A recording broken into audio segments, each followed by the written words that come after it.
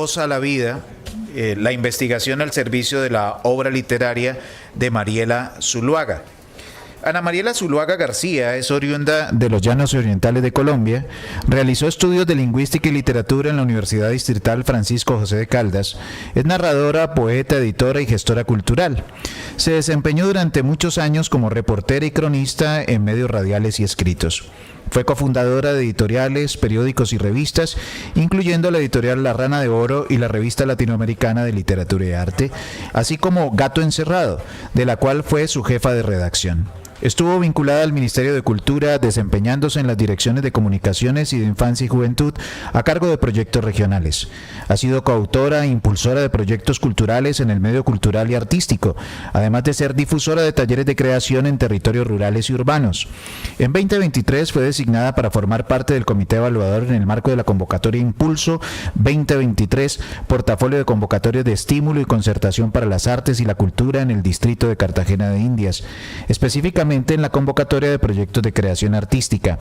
Actualmente se desempeña como asesora literaria y pedagógica, diseñando y ejecutando proyectos de etnoeducación, así como conformando y dirigiendo talleres de creación literaria.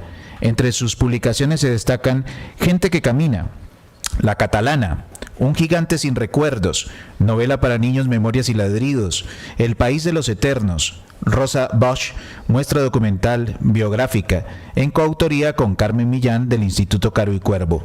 Guía amable para Más que rumores, La vida canta en el bosque de Riberas del Rosario, poesía y fotografía, homenaje a la biodiversidad del sector Alfaguara de Jamundí, Valle del Cauca.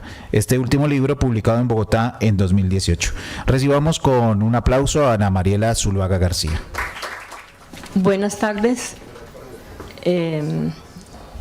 Un saludo muy especial para Magdalena, para Darío, para César Valencia, para Fabio, para Rigoberto, organizadores de este simposio, por permitirme estar acá. Una aclaración de lo que acaba de leer Etan, no es etnoeducación, sino educomunicación. Tiene un epígrafe: la poesía es una flecha incendiaria que va siempre delante de mi nariz. Yo, que estoy hecha de materia inflamable, en mis pesadillas sueño que la alcanzo. Por eso, dormito apenas. Un alto honor me ha sido concedido. Los organizadores de este 13º Simposio Internacional Jorge Isaac, La Patria Literaria, me invitaron a contar aquí ante ustedes, que conforman una audiencia altamente calificada, cómo he construido algunos textos literarios que desarrollan temas considerados de carácter etnográfico o histórico, porque suministran información verídica, recopilada y procesada durante largos espacios de tiempo y lugar, y que, al decir de algunos lectores, suscitan diversas sensaciones y sentimientos atribuibles al arte, y en este caso particular a la literatura. He de decir primero que vengo de una vereda verde y soleada, y que, a pesar de mis ya bastantes primaveras, o veranos si se quiere, sigo sin ser tocada de manera consciente al menos por una luz salvadora que me haya ofrecido un método probado y aceptado por la ciencia. Para llegar aquí, ante ustedes, he tenido que levantar las piedras del camino y con honradez de relojero antiguo sacar pieza por pieza, no para limpiarlas del polvo acumulado, sino para entender si fue el azar o la conciencia atávica, la irresponsabilidad de un sueño o la osadía de un carácter empecinado y bastante psicorrígido, lo que me impulsó hacia el reto de tocar la poesía, a pesar del riesgo que ello implicaba, y que sigue implicando, como lo dice el epígrafe antes leído. Voy a intentar hacer breve y por eso, como si estuviera escribiendo una novela, organicé esta exposición en capítulos. Capítulo 1. La conmoción interior. Un río pedregoso se entra por la ventana para barrer la casa. Mi madre atrapa las aves de corral y las mete presurosa en un canasto. Mis hermanos y yo, con el perro y sin el gato, subimos al platón de la volqueta municipal enviada desde Villavo para comenzar el éxodo hacia lo desconocido. Mi padre se echa al hombro los costales llenos de trebejos organizados de afán y angustiado silba al conductor para que espere a los vecinos que aún faltan.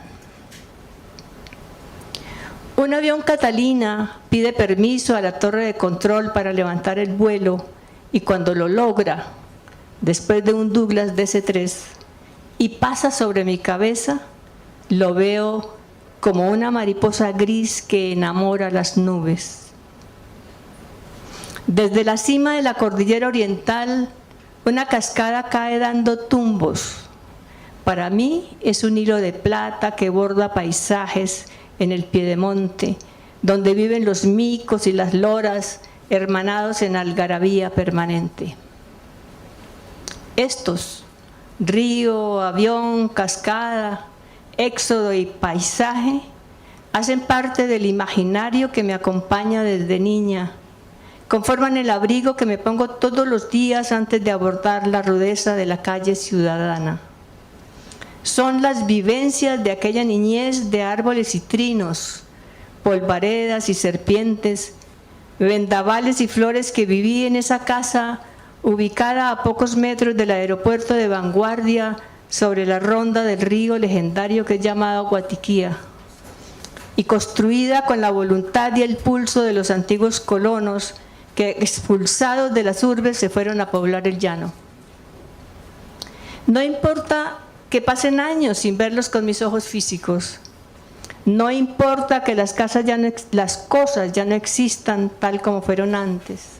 Que el tamarindo azul, el champe y el caimito que adornaban los bordes del camino y que nos brindaban su acidulce corazón con la ruta hacia la escuela hayan sido cambiados por postes, que el rugir del río lo opaquen jarillones, o que hayan desaparecido el bambú y el jobo que fungían como mojones para localizar ese patio donde jugamos a ser grandes y en su lugar exista un portón de hierro oxidado que no rememora historias.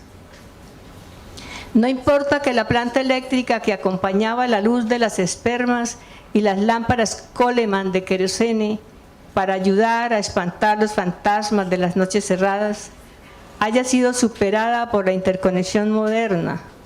Tampoco importa para el recuerdo y la emoción que en el lugar donde se juntaban tres caminos se encuentre ahora una glorieta donde tres arpas de 10 metros de altura y 7 de ancho cada una hacen sonar joropos con sus cuerdas de agua. O que el puente Humboldt, moderno y servicial, esté trazado en la ruta de un atávico vado a la altura de la empalizada que la muchachada de entonces había construido sobre un brazo del río para refrescar los calores de sus amores secretos. Nada de eso importa, porque la memoria personal que recuerda el recuerdo tiene la facultad de hacer que todo aquello que nos ha marcado siga vivo mientras estemos vivos. Aún existen los caminos, existe la escuela que mis padres ayudaron a construir, donde usé la pizarra, manché con tinta el uniforme blanco y me enredé con las primeras letras. Existe la flor y la sombra de árboles añosos, existen las aves que dispersan trinos y semillas, y existe la conmoción interior producida allí que regresa cada tanto, convertida en memoria, a buscar el eco de una voz que intuí. Y así comienza a armarse una probable ecuación. Conmoción interior igual urgencia de contar. Capítulo 2. La palabra y el ritmo. Sonajerías. ¿Y dónde están las palabras que la memoria requiere para comunicar la emoción? En el periódico, respondía mi padre, con la seguridad del que nada pierde. En ese periódico que él traía del pueblo los domingos como un elemento infaltable de la remesa semanal. Pero en ese mar de palabras desconocidas, colocadas en órdenes diversos, no estaban o se encontraban refundidas las palabras que yo imaginaba debían existir para nombrar el fuego que me comenzaba a crecer entre costilla y costilla.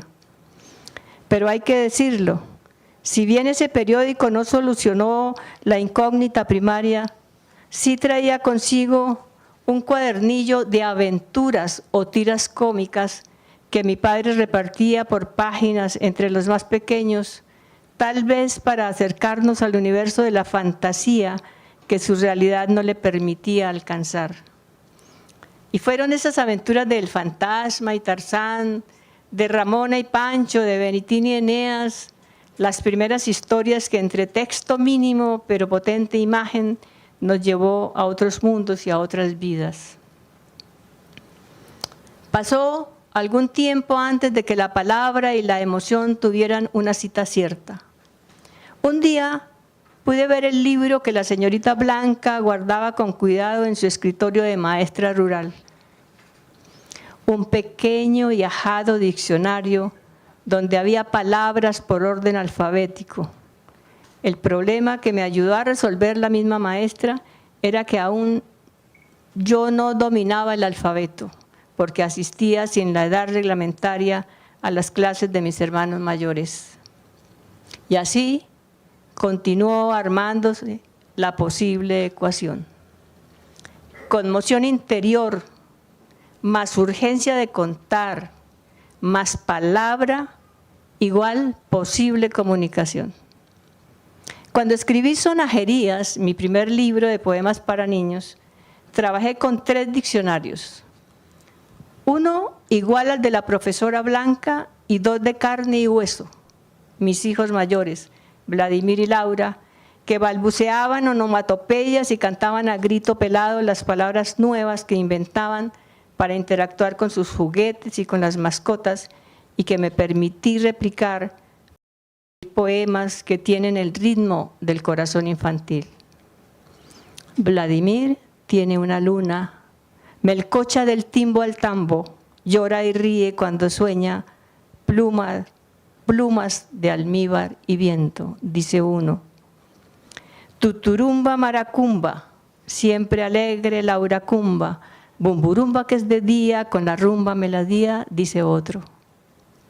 Y sobre ese muñeco que a pesar del tiempo conserva su pelo crespo y sobrevive en mi colección de fetiches, dice otro texto. Crispín, crispeta de piel de trapo, sobre la estera, escambalache de maromero, crispín, crispeta. Son 20 poemas que siguen brincando de oficiantes a sonajeros sin que nadie pueda contradecirles ni callarlos. Y así continuaba creciendo la escondida ecuación. Conmoción interior, más urgencia de contar, más palabra, más ritmo, igual comunicación. Capítulo 3. La imagen y la ciencia. Más que rumores, la vida canta en el bosque de Riberas del Rosario. El primer ser de sangre caliente que apareció en el jardín del Edén fue un antepasado de la familia de los carpinteros que con su fabulosa capacidad de picotear 12.000 veces al día se convirtió en el obrero más útil en la construcción del universo. Así explicaba el abuelo el origen del mundo, y yo le creía cuando allá en la vereda, en el piedemonte llanero, estas bellas aves me arrullaban con su ritmo de tambor y yo me embelesaba viéndolas buscar insectos y construir nidos en los árboles del solar. Y fue precisamente un carpintero avado, con su pecho en flor y su chaleco de puntos, el primero que llegó cuando instalé un comedero con agua y frutas en el balcón de mi casa encantada del bosque de Riberas del Rosario en Jamundí.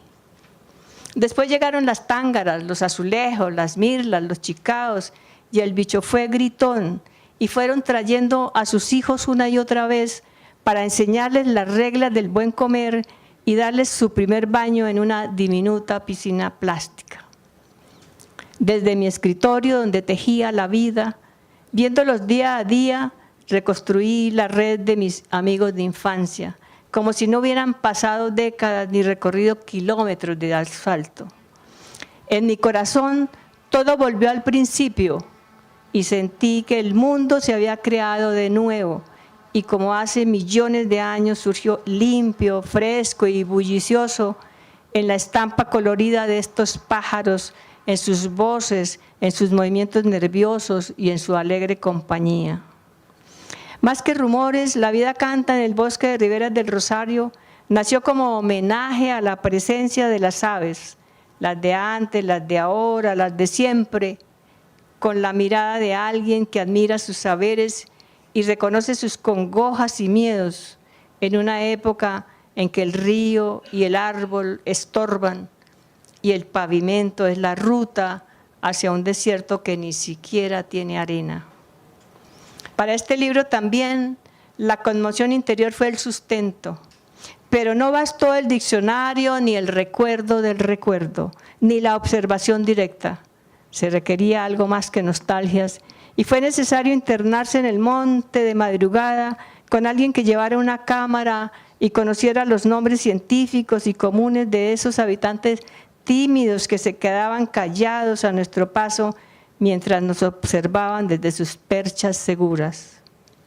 Tampoco bastó la palabra, la imagen y la síntesis científica. También eran importantes para dejar una especie de guía, un registro de estos coloridos y pequeños terópodos que son los animales más diversos después de ciertos peces. Un libro donde la poesía se ensamblara con la fotografía y la precisión científica de la ornitología. 50 poemas que no añoran la visión remota de una hermosa ave. Son retratos de la esencia de esas aves que tercamente viven en una área urbana donde antes vivían libres del humo y la contaminación humana. El fuego, titiribí pechirrojo, ¿tiene la rama seca responsabilidad alguna de que el pecho rojo del titiribí sea la primera chispa? El cálculo, aguililla, aleteos y gritos, silencio en la arbolada, el miedo es un paréntesis. Y la ecuación creció. Conmoción interior, más urgencia de contar, más palabra, más ritmo, más investigación de campo, más consulta bibliográfica, más alianza con la ciencia y otras expresiones artísticas, igual comunicación, historia. Capítulo 4, la conciencia, gente que camina. A mediados del siglo XX, en La Vorágine,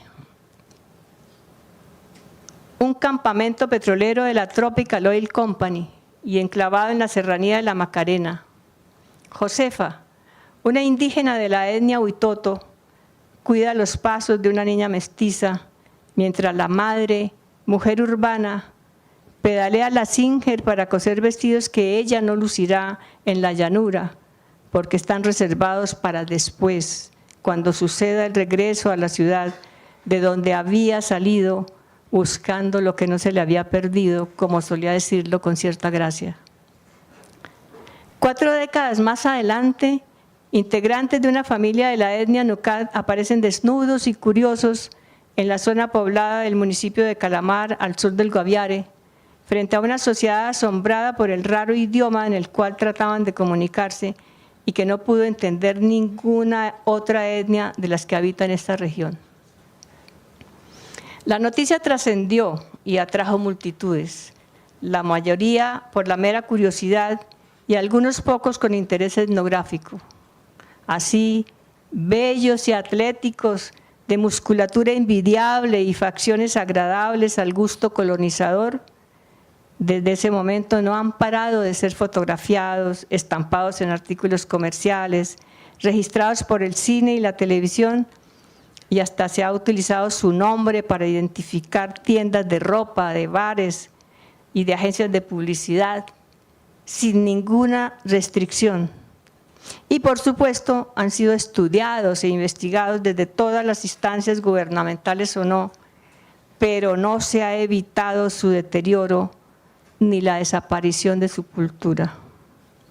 Y esa niña mestiza, que por esa época ya vivía en la capital, que no olvidaba a su nana de crianza y que había recorrido el camino de la conmoción interior hacia la palabra y la emoción sugerida, llegó al Guaviare por encargo oficial. Y poco a poco, la manigua de la infancia recuperó su esencia y dio de nuevo paso a otro deslumbramiento. Y la promesa de una aventura exótica en una selva que no conocía, de la mano de una comunidad nómada opuesta a la civilizada comunidad mayoritaria, dio otra vuelta a su historia. Afloró la conciencia y su oficio de periodista metió la mano. Voyerismo, diálogo, preguntas, entrevistas, reuniones, viajes, lecturas, mucha lectura, todo al tiempo en una aluvión entusiasta que sumaba conocimiento y deseos de contar y desde luego de emocionar. Lo primero fue un poema para un libro titulado Me llamo Colombia, que alguien me escuche, que sigue en proceso. El poema comenzaba así: según dicen por ahí, eran los últimos paseantes reales de la historia. Para mí son mis hijos, los más puros, desde el extremo más verde de mi corazón hasta hace un veloz segundo, cazaban y tejían, vivían y sonreían, saludables como el trópico. Dulces y sabios perfeccionaban mi paisaje. Pero el poema se quedaba corto. No podía abarcar la extensa bibliografía estudiada, ni contar el drama en toda su dimensión y significado. Y apareció entonces el primer borrador de una novela que quería hablar de todo. Era tan densa y los datos estadísticos tan contundentes que después de mucha conversa en el taller de escritores contra cartel, me decidí a abrir la información y convertirla en una crónica periodística que más tarde se publicaría como anexo en la primera edición de Gente que Camina, cuyo primer párrafo dice: un río más corre por las selvas del Guaviare. No es fangoso como los ríos pardos de los bosques lluviosos del trópico. No exhibe un cauce oscuro por culpa de la vegetación descompuesta que arrastra consigo como los ríos negros, y tampoco es azul como los arroyuelos que corren sobre las rocas. Hablo del río torrentoso de tinta física o digital que circula llevando información sobre los Nucat, considerados los últimos nómadas del planeta. Liberada de datos y cifras, regresé a la novela para resolver los asuntos de la narración relacionadas con el tiempo, el espacio, el tono, los personajes, el asunto, etc. El tiempo no fue un gran problema, pero el espacio sí. La orientación no es mi fuerte. Y como el asunto era un viaje y se debía trazar una ruta clara para que el personaje no se perdiera en el monte, había que buscar alguna estrategia que reforzara el sentido de la orientación. Para eso estaba la cartografía. El personaje debía llegar a San José desde Villavicencio, buscar a su familia en La Lindosa y luego internarse desesperado en la jungla amazónica. Sobre mapas reales de la región y tomando apuntes de las calles y carreras, de las casas, edificios e instituciones, del Parque Central, de los muelles, del río y sus curvas, de los varios caminos que van hacia la Lindosa y atraviesan la selva. Fui construyendo temblorosos bosquejos del mapa donde se desarrollaría esa historia aún no contada. Todo ello enmarcado en los 4 puntos cardinales. Eso me permitió más de una vez encontrar a Yen Budá, el protagonista, parado como estaca en un camino o subido a la misma palma en la que lo había dejado unas horas o días antes, cuando por razones de sobrevivencia tenía que suspender la escritura. Esos mapas, más adelante, fueron embellecidos por las manos mágicas de 2 artistas plásticos, Pablo, mi hijo menor, y el diseñador Carlos Riaño, a quien debo la creación de la carátula y del bello diseño en la primera y segunda edición. Y aquí volvió a surgir la pregunta de la primera época. ¿Y dónde estaba la palabra que diera cuenta del pensamiento de esos seres desterrados de su casa verde por la ambición y la brutalidad de la sociedad mayoritaria? Pero la palabra buscada ahora no estaba en el diccionario de la lengua española. Se requería conocer ese idioma en el que la comunidad Nucat piensa y se expresa y que los lingüistas no habían transcrito totalmente. Y aquí sucedió algo que solo lo permite la amistad. Los herederos de Kenneth Conduff, aquel mítico misionero adventista, quienes a pesar de su fama incierta siguen acompañando a los Nucat expulsados de la selva y que entienden sus llantos y sus alegrías, han seguido trabajando en una gramática pedagógica provisional del idioma Nucat. Ellos me permitieron entrar al espíritu de los Nucat y entender su pensamiento para poder narrar desde su propia voz. Asimismo, tradujeron más de 200 vocablos que seleccioné e incluí dentro de la novela y que ofrecen al lector la posibilidad de asomarse, así sea fugazmente, a un idioma que estaba a punto de desaparecer sin haberse conocido. Y para procesar toda la información leída, vista y conversada, surgió el fetiche, el objeto que cuenta historias, que suministra datos, simultáneamente a la investigación bibliográfica y de campo. Adquirí por distintos medios algunos objetos elaborados a mano con la sabiduría ancestral de los Nucat para organizar un museo personal que, confieso, es mi único tesoro material y que seguramente devolveré a su sitio de origen para fortalecer un museo étnico en San José del Guaviare. Pero, ¿y a estas alturas cómo va la ecuación?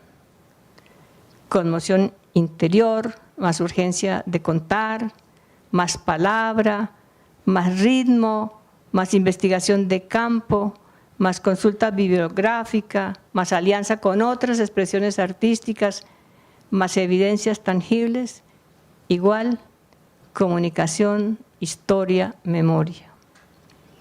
Capítulo 5. La escucha y la conversa, la catalana. ¿Cuántos kilómetros de conversación pueden caminar 2 amigas entrañables en 4 décadas? El comienzo fue un papel con poemas escritos en la adolescencia para ser publicados en la revista Letras Nacionales. Después, el afecto tejido paso a paso, la solidaridad nacida de la misma circunstancia, el yo ayudo hoy, tú ayudas mañana, el yo hablo, tú escuchas y a veces ni siquiera opinas. Cuadra a cuadra, día a día, la poesía al margen de la obstinada realidad quería ser noticia y esperanza tal vez. Después, la ausencia definitiva sumada a muchas otras ausencias y la certeza de la fugacidad de la vida. Todo había sido dicho y analizado, aunque a veces no tan comprendido. Todo había sido compartido. Los hitos de nuestra historia nacional, vividos y analizados, que era preferible no olvidar. La tristeza, la realización, la felicidad, el fracaso. necesité echar mano del recuerdo, el propio y el ajeno. Y para que la nostalgia no enturbiara del todo la mirada, acudí otra vez al fetiche, a la colección de pequeños objetos resignificados que con sagacidad pasmosa hicieron quite al tiempo y a todas las circunstancias y movimientos para continuar ahí con las huellas intactas de su origen, y como en una máquina del tiempo me ayudaron a reconstruir la imagen de quien fue su primera dueña. La catalana nace de la necesidad de poner sobre el fuego esa historia, memoria que se había construido con afán solidario, pero pintada con tinta invisible. Bastó una soledad obligatoria y encontrar la voz que resonara con sus propias inflexiones, verbos y jadeos. No hubo mapas físicos para marcar los mojones, pero la cartografía personal que traza el pensamiento único de cada ser fue la ruta de la conversación interior y dio paso al inicio de la historia, al idioma de la infancia y a los dichos de la protagonista. Así se iluminó el camino que condujo a la obra. Y aparentemente se completó la ecuación para quedar así.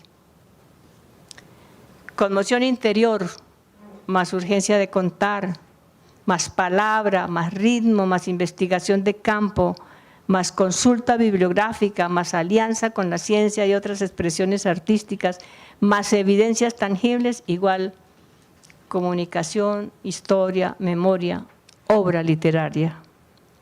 Y si reorganizamos los factores, tendríamos entonces la siguiente ecuación que podría ser definitiva. Obra literaria, comunicación, historia, memoria, igual conmoción interior, más urgencia de contar, más palabra, más ritmo, más investigación de campo, más consulta bibliográfica, más alianza con la ciencia y otras expresiones artísticas, más evidencias tangibles. Queridas amigas, queridos amigos, los antiguos y los nuevos. Les conté que estoy acá ante ustedes por la generosidad de los organizadores de este simposio. Ellos me propusieron que hablara sobre la manera como he construido algunos de mis textos. Por eso he intentado reflexionar sobre ese cómo que equivaldría a un proceso. Si la pregunta hubiera sido ¿por qué escribo?, tal vez no hubiera recuperado para este foro esa larga ecuación y a cambio de ella aparecería y resaltado otra suma de factores. Y claro, nos hubiéramos necesitado estas 14 páginas y esta media hora de lectura. Esa ecuación sería conmoción interior más urgencia de contar, más investigación, más tiempo, igual conmoción interior. Porque la obra literaria intenta transmitir la particular e intensa conmoción que se produce en un espíritu y muy poco o nada la circunstancia que la genera. Ese deslumbramiento, al ser comunicado y trasladado al otro, evitará que el escritor muera y permitirá dar voz a la vida, a la del artista y a la del lector. Agrego ya para terminar, que se espera que el deslumbramiento que moviliza el espíritu de un escritor sea equivalente al deslumbramiento y la emoción que sus textos literarios producen en el lector. Lo demás es cuestión de método y tal vez se deba intentar que las costuras y el esfuerzo que significó construirlo sean invisibles, para que el lector entre sin resistencia a la historia y la goce o sufra con la misma intensidad de quien la escribió. Y como dicen los noticieros, esta ecuación sigue en desarrollo. Muchas gracias por la paciencia.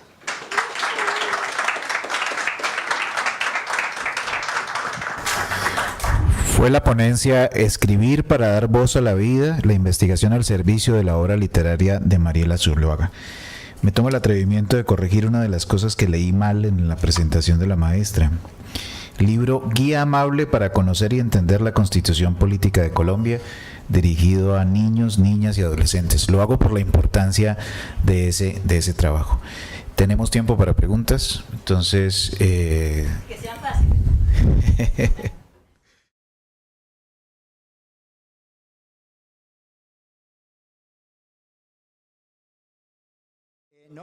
Quiero hacer un pequeño comentario de la novela Gente que Camina, de Mariela Zuluaga, porque yo tuve pues la fortuna de leerla hace ya creo unos 2 o 3 años, y yo pienso justamente que esa es una novela capital, ¿no? Dentro del tema de la historiografía literaria colombiana, porque hace ese tipo de novelas que yo llamo de la errancia, mañana voy a hablar sobre eso a las 10:30, o la novela de viaje. Esa es una novela que también ha sido excluida del canon literario por parte pues de la academia, o sea, de nosotros, y por parte de las instituciones culturales en ese sentido. Y es una novela poéticamente muy hermosa. O sea, yo he leído mucho, por eso me quedé calvo, ¿ya? Pero es una de las últimas novelas, de las mejores novelas que yo he leído, porque además es la historia de una de las culturas indígenas nómadas que todavía existen en el país y en la región del Guaviare justamente, y que pues son víctimas hoy en día de la violencia y del desplazamiento. Ellas eran nómadas por natura, pues por naturaleza, pero ahora son nómadas, digámoslo así, forzadas en ese sentido. Entonces, y es una literatura, pues un poco para plantear lo que ha dicho mi colega Fabio Gómez, es una novela también de corte indígena, ¿no? Contemporánea, porque los Nucac existen todavía y están en un proceso de descomposición social, como están la mayoría de las comunidades indígenas del país, porque han sido olvidadas a través de los diferentes gobiernos. Entonces, pues no es publicidad política pagada, pero les recomiendo la lectura de esa novela capital y al mismo tiempo marginal, ¿no? Porque hace parte de toda esa literatura indígena que ha sido también excluida y que no ha sido tenida en cuenta dentro del canon. Eso era lo que quería decir. Fabio, muchísimas gracias. Esta es la primera edición, que te la traigo porque como votó la otra. Está perdida, bueno. Pero hay una quinta edición que se está distribuyendo, la hizo Ícono, editores, y creo que Oromo, Oromo la tiene, entonces, y muchísimas gracias, Fabio. Bueno, no sé quién… Bueno, muchas gracias, Mariela, un gusto volver a escucharte. Cuando leí en esa primera versión de Gente que Camina. Bueno, una pregunta corta sobre esa ecuación larga o una pregunta larga sobre la ecuación corta. Tú decides cuál vas a responder. Más que sobre Gente que Camina, sobre el trabajo reciente de La Catalana, sobre el archivo que tú has conservado de Rosa, que nos hables un poco de ella, porque no todo el mundo sabe quién fue Rosa, y lo que empezaste a contarnos hace 2 años acá en la Universidad del Valle con respecto a Manuel Zapata Uribe y a Letras Nacionales y el papel de ella en Letras Nacionales, en ese diálogo que tuviste con Carmen Millán hace 2 años. Entonces me gustaría preguntarte sobre ese archivo, ¿no? El archivo de ella, de Rosa, la manera como tú lo has conservado, cómo lo has trabajado y de qué manera lo ensamblaste con tu propia obra de creación. Anoche alcancé a ver ahí ya sobre las 10 de la noche algunas imágenes y algunos folios que traías a Darío, entonces me gustaría que contaras un poco de eso. A ver, sí, eso es lo que yo llamo los fetiches, ¿sí? Que es esos objetos que uno va guardando porque tienen algún significado, en algún momento, y que en el momento de escribir, pues le ayudan a la memoria. Entonces yo, digamos, a estas alturas de la vida, pensando en qué va a pasar realmente con toda esa colección de fetiches que tengo para cada libro, he ido organizando una colección. Entonces, ¿a dónde van a parar? No hay casa que aguante una colección de esas.